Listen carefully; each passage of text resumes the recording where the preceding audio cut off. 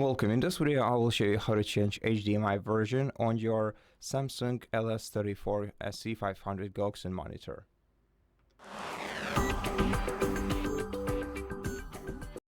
So this monitor supports both HDMI 1.4 and HDMI 2.0, and if you want to switch between these versions and choose which you are using right now, you're gonna have to press the middle D-pad key beneath the Samsung logo on your monitor and press the up arrow key to navigate to menu screen.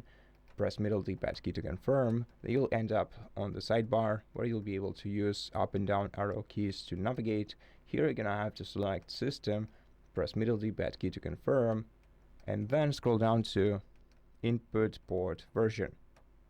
Press the middle D-pad key and then select the HDMI cable version that you are currently using. Press middle D-pad key to confirm and press left D-pad key twice to exit. And that's it. Thank you for watching this video. If it helps you, please consider subscribing to our channel, leave us a like and a comment below, and I'll see you in the next one.